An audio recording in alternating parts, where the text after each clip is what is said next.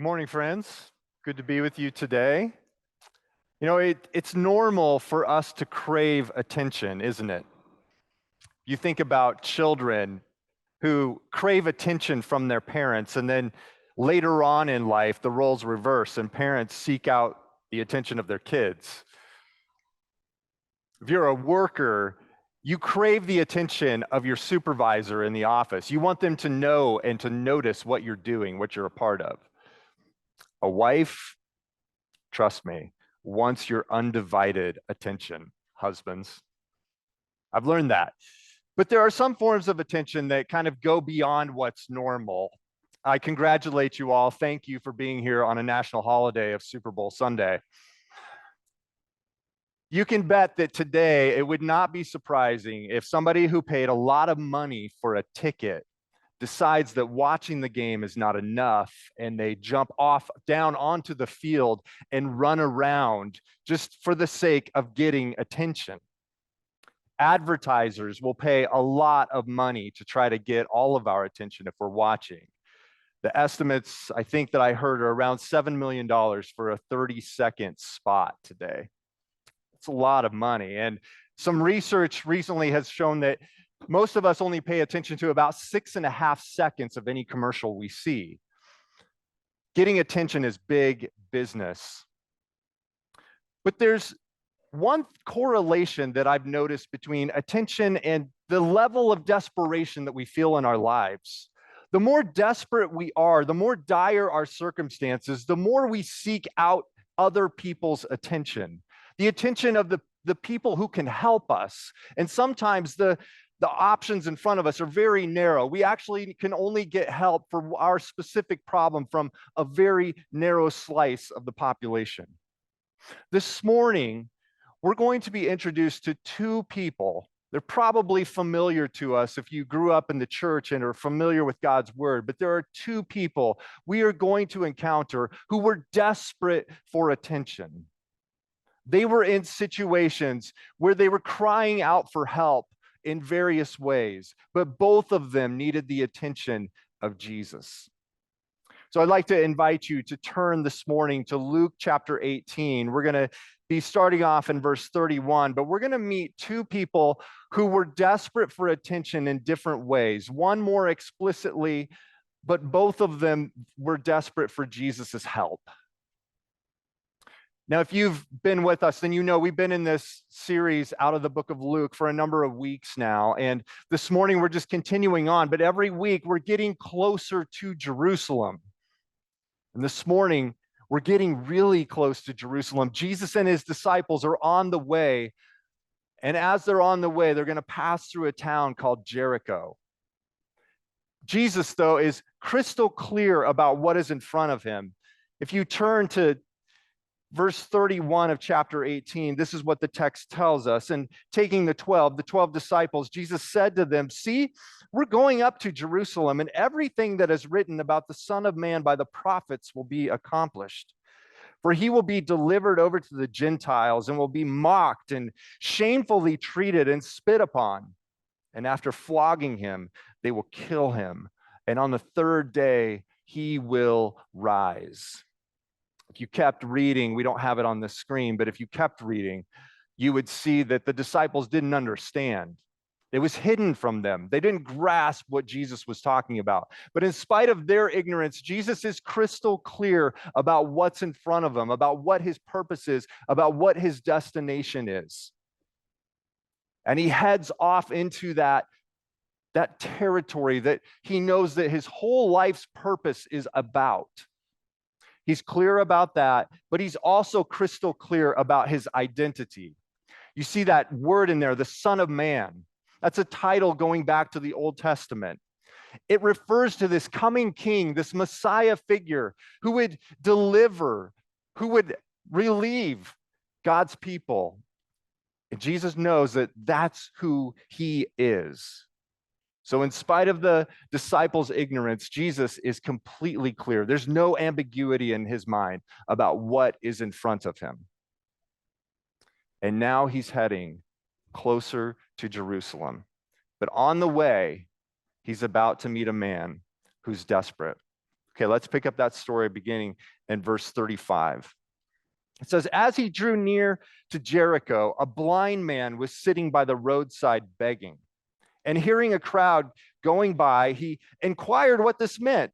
And they told him, Jesus of Nazareth is passing by. And he cried out, Jesus, son of David, have mercy on me. Okay, let's just pause here.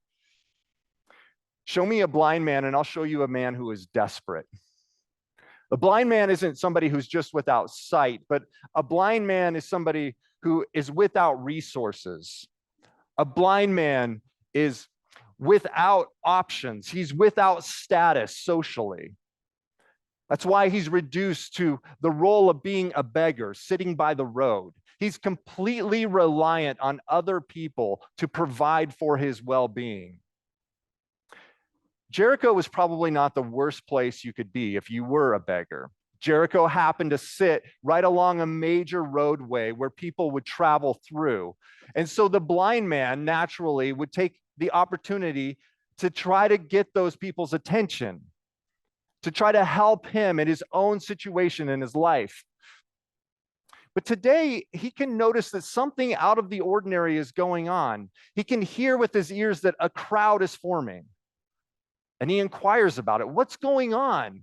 And he's told, Jesus of Nazareth, Jesus from Nazareth is coming by. Word about Jesus had gotten out. It was in the area. They had heard about his miracles, perhaps, his great teaching. But the ironic thing about this blind man is that he's able to see something that a lot of seeing people are blind to. This blind man is able to know that this isn't just Jesus from Nazareth. This is the Son of David.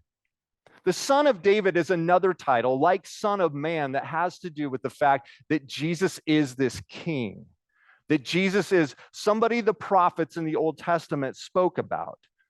Jesus is the one who would redeem his people. And so the blind man cries out, Jesus, Son of David, have mercy on me. And as he does that, he expresses this great truth about Jesus's true identity, about who he really is. And as he cries out, he knows that he's entirely reliant on Jesus to help him. This blind man has learned the hard way that he has no resources to pull himself up. He has no resources to try to be self-reliant. But as a beggar, he knows that all he needs, all he has in front of him is God's mercy. So he cries out for God's mercy to meet the needs that he has in his life. It says, then those who were in front of this crowd, they rebuked him, telling him to be silent. But he cried out all the more, Son of David, have mercy on me. And Jesus stopped and commanded him to be brought to him. See, one thing that people who are not in desperate situations sometimes do, they try to minimize the desperation of other people. That's what we see going on in this crowd, are responding, hey, keep it down. This is Jesus. He's busy. He's on his way to Jerusalem. Stop bothering him. You'll be fine, okay? Just go about your begging. But he doesn't take that as an answer. And he cries out even more, Jesus, Son of David, have mercy on me. It's a great display of faith. It's a great act that should remind us of some things that we've heard in recent weeks. In fact, if you were here last week, Pastor Tom took us through a couple of different parables that Jesus spoke just a chapter earlier, actually in this chapter, the beginning part of chapter 18. As we hear this blind man who's told to shut up by the crowd, we might be reminded of a widow who was also told to keep it down to a judge who neither feared God nor respected men.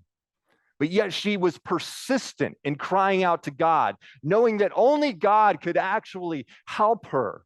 In the case of the parable, it's the judge who can help her. But the relationship, the comparison is, if this unrighteous judge would do something like that, how much more will our Father in heaven do that for us? The blind man is displaying that, putting that kind of persistence into action. We might also think from the very words that are being spoken by him, have mercy on me.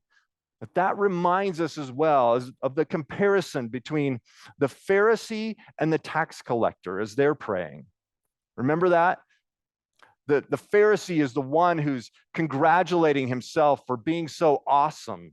Meanwhile, the tax collector can only beat himself and say, have mercy on me, God, a sinner. The tax collector is displaying the kind of attitude that actually is honoring to God. And speaking of tax collectors, that's the other person who Jesus meets as he goes into Jericho. We're going to skip down now to chapter 19, beginning in verse 1. And here's what we read about that. Jesus entered Jericho and was passing through. And behold, there was a man named Zacchaeus. He was a chief tax collector and was rich. And he was seeking to see who Jesus was, but on account of the crowd, he could not, because he was small in stature. So he ran on ahead and climbed up into a sycamore tree to see him, for he was about to pass that way. So again, Jesus is on his way to Jerusalem. He's passing through Jericho to get there. Zacchaeus, being a tax collector, also has an opportunity in front of him by being in Jericho. As a city that so many would travel through, it was a great place to stop people and ask them to pay up their taxes. Zacchaeus would take care of that. We've talked in many times during this series about a tax collector. But in case you haven't been there for that, let me just say a tax collector is like the scum of the earth. A tax collector is somebody who is sold out. He's sold out to the Roman authorities to collect taxes from his own people, the Jewish people. And he's done that for one sole purpose: to get rich. The tax collector has set aside his friends, his family, in order to be loyal to Rome, in order to line his own pockets, because the money that you collect from everyone, some of that would go to Rome, but some of it would come home as well.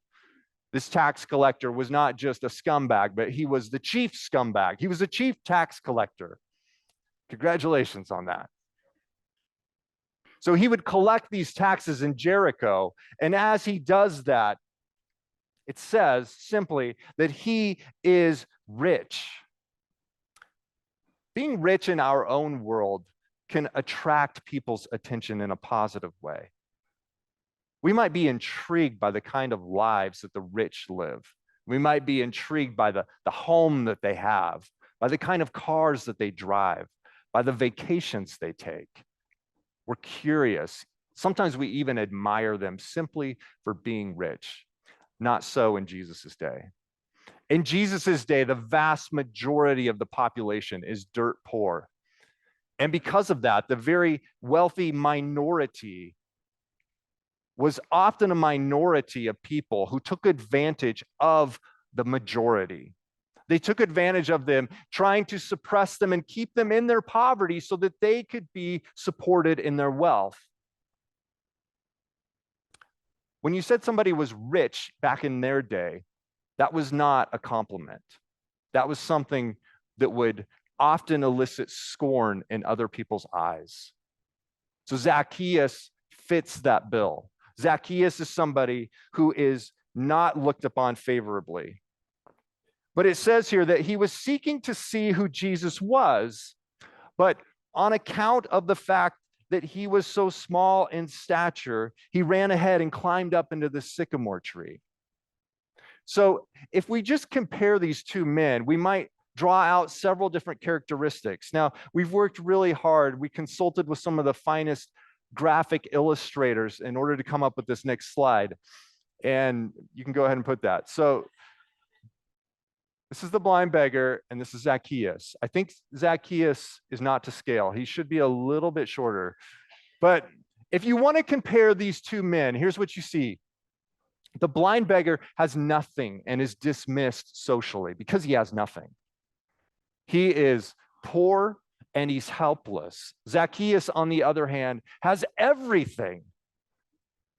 But he has everything is despised socially because of the fact that he is a tax collector. He is rich and he is hopeless because he has sold himself out to the Roman government. In both cases of these gentlemen, we might say that they are both invisible. If you saw the blind beggar on the road, you may not even notice him. If you saw Zacchaeus coming down the road, you would do all that you could to not make eye contact with him and maybe even turn around and go the other direction. Both of them are socially ostracized. They're isolated. They're invisible. That's the reality that both of these gentlemen face. But here's the thing about Jesus. He's the one who takes notice of the invisible. That's who Jesus is. It's ironic here that Zacchaeus is somebody who is so small in stature because he is somebody who many others would look down upon, not only literally, but figuratively. Because of his occupation, he would be looked down upon. But Jesus looks at the invisible. That's who he is.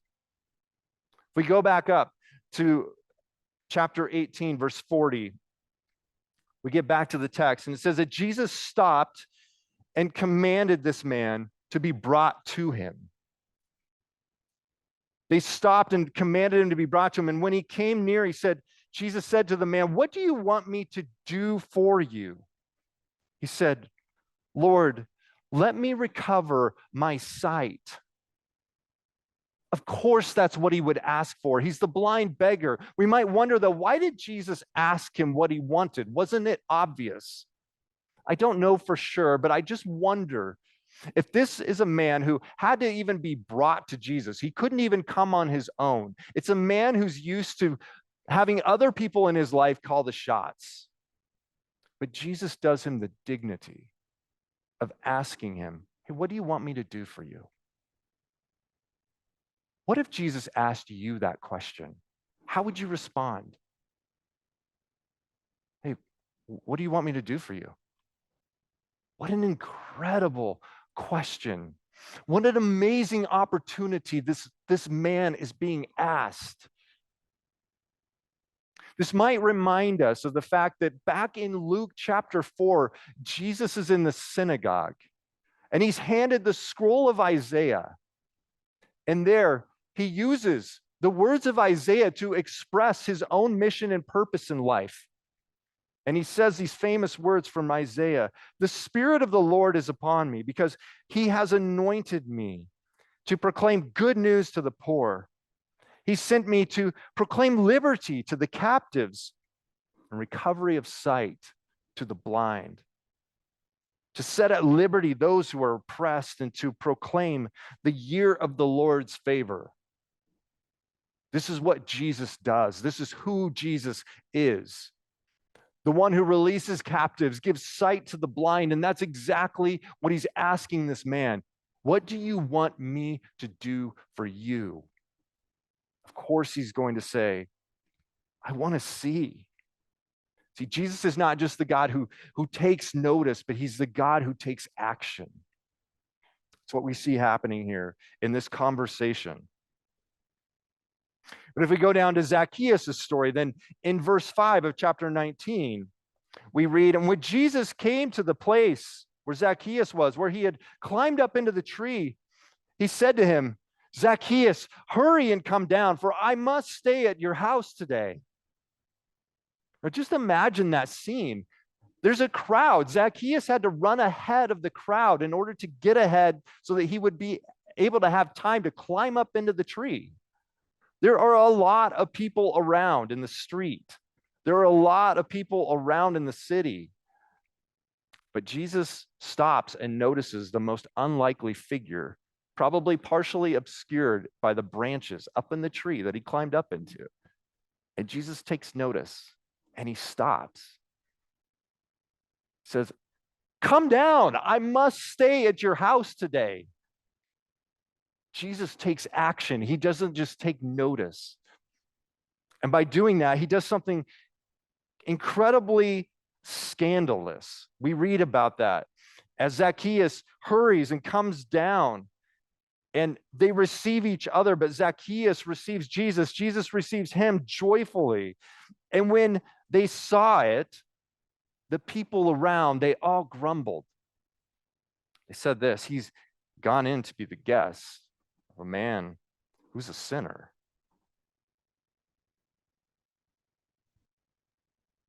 He's gone in to be the guest of a man who's a sinner. In Jesus's day, to have a meal together, to stay at somebody's house, was to form a social bond with that person. You were associating yourself with their situation. There was an expectation, in fact, if you received a gift from somebody, that you would give a gift in return. So this isn't just a one-time transaction. This is something where you would say, yeah, I think we should be friends. I think we should continue this relationship. And it's completely scandalous because of who Zacchaeus is, because of how despised he is. There's one New Testament commentator named John Nolan who writes about this. And he says, to accept the hospitality of a man whose wealth is ill-gotten is to become a partner with him in his crimes. I was with a group of pastors recently, and we were going out to dinner because we were out of town, out of the area. And one of the pastors entered into a conversation with some of the locals in the area. And I was thinking, man, that's so awesome. I wish I did that more. But as he was getting to know this couple, he found out a little bit about their story, and it included just terrible things. Like, for example, there was sexual abuse that one of them had experienced in a religious school that they had grown up in. What a tragedy. There was abortion as a part of their story as well. And I couldn't help but think, man, these are people who probably feel like they're disqualified in some way. People who feel like because of what they've done, they are isolated now from Jesus, from the church. What a tragedy that feeling is for everyone who has it.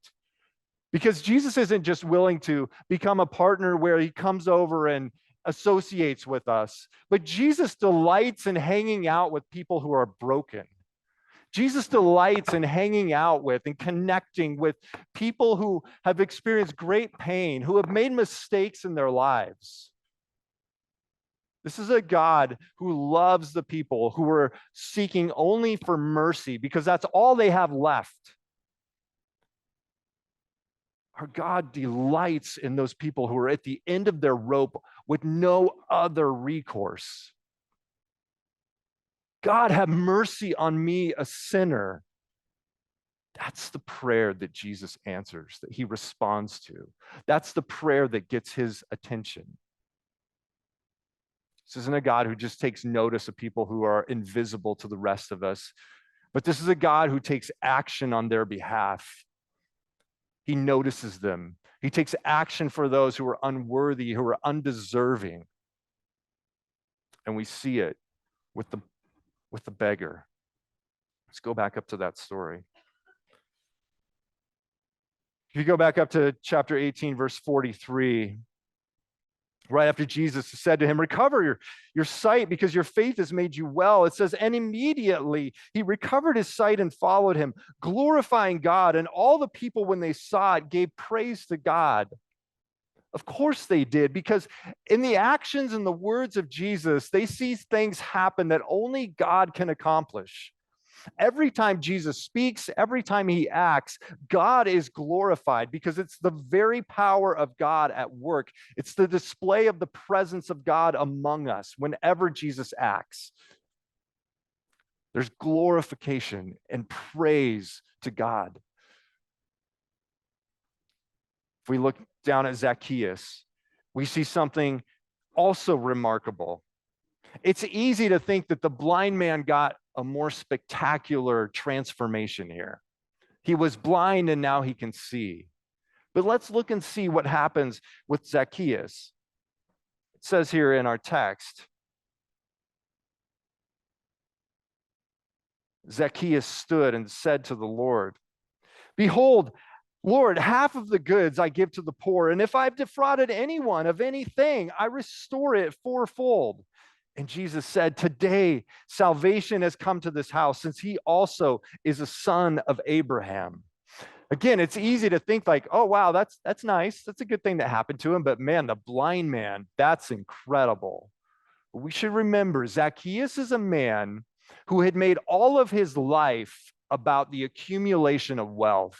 He was willing to sacrifice everything else that he had in order to gain more for himself. That kind of self absorption and self focus is not easily overcome. In fact, it is a supernatural work of God whenever it does. And Zacchaeus just starts off by saying, half of everything I have, I'm giving it all away.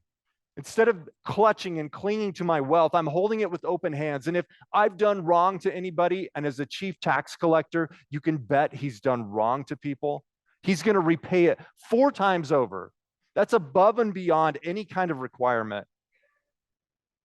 Zacchaeus has had his heart completely redirected by the very presence of Jesus. Why would Jesus do this? Jesus is on his way to Jerusalem. Why would he stop? Why would he give his attention to this blind beggar? Why would he give his attention to this unworthy tax collector? Verse 10 tells us, for the Son of Man came to seek and to save the lost. That's it. That's the answer. Why would Jesus do this? Because this is his very mission. This is his heart. He came to seek and to save the lost. As the Son of Man, the Son of David, the King Messiah, Jesus is the King who came to seek and to save the lost. Who are the lost? The lost are those who do not yet trust in Jesus to save them from their sins. That's who the lost are. But Jesus came to seek them out. Like a shepherd looking for a lost sheep, like a woman looking for a lost coin, like a father who runs to embrace his wayward son who's coming back home. That's who Jesus is. He seeks after those who are desperate, not deserving. Jesus goes after the ones who are at the end of their rope in need of God's mercy because it's all they have. It's the only option left. And he delights in seeking after them. And he delights in saving them. He delights in transforming them. The kind of transformation that can only be expressed through the miracle of a blind man now being able to see, and of a chief tax collector who's now the most generous man in the city. That's what our God specializes in. For all of us in this room who have experienced the grace of this one who has sought after and saved us, my hope is that we would have a heart of generosity, gratitude towards this God who has done so much for us. None of us stands before the Lord on our own merits. We can only stand because of his mercy.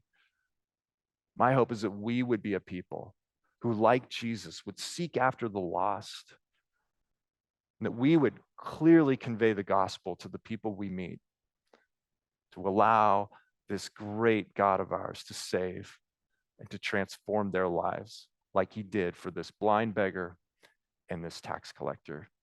This is the God who delights in transforming because he is the God who seeks and saves the lost. Would you pray with me?